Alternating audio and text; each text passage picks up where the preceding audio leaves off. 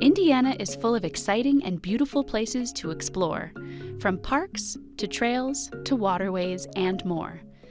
But the next time you're looking for an Indiana adventure, might we recommend you look beyond the great outdoors and instead explore the Hoosier State's great underground? Indiana is an excellent place to be a caver. So we don't necessarily have the longest caves in the world, but we have some very healthy sized ones.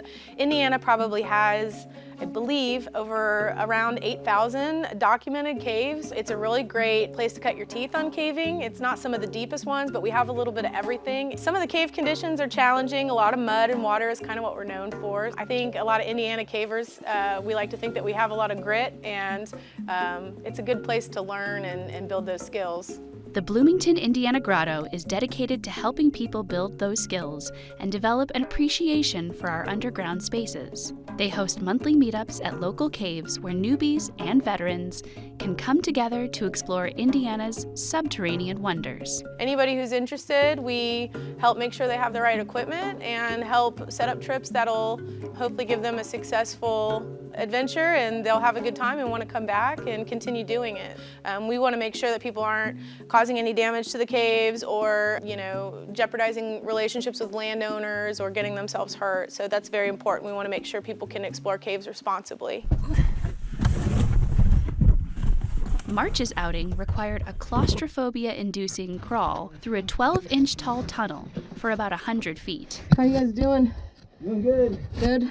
It's a reminder that these journeys are not to be embarked upon lightly. Luckily, caving can be very safe if you're doing it sensibly, and going at a slow pace, wearing helmets, wearing proper equipment, and telling somebody where you're going, and sticking to routes that you know, or being very careful about not taking unnecessary risks. So yeah, luckily our accident numbers are really quite low. I think it gets sensationalized a lot, but it's really quite safe. Many caves in Indiana are on private property, so much of the Grotto's work happens above ground, negotiating with landowners who have good reason to limit a cave's access. Unfortunately, for a number of years, a lot of caves have been vandalized, where formations have been broken off, removed. There's been spray paint, which that is illegal, so please don't do that.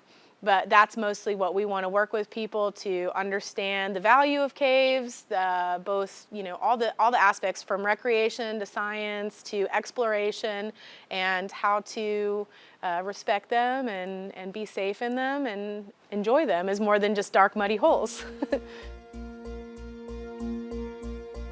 There's certainly no doubt that Indiana caves are much more than dark, muddy holes.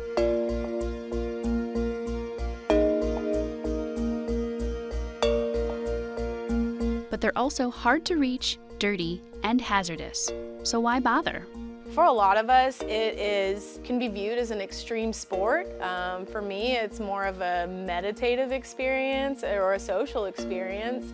A lot of people love the exploration of seeing what's around the next corner, and even if whether it's on a map or not, it's still an exciting thing. I can't remember, one of the older cavers used to say, for less than $100, anybody can be like Neil Armstrong, to go out and maybe find something that's never been seen by human eyes before. So that's also a very exciting prospect too for a lot of us.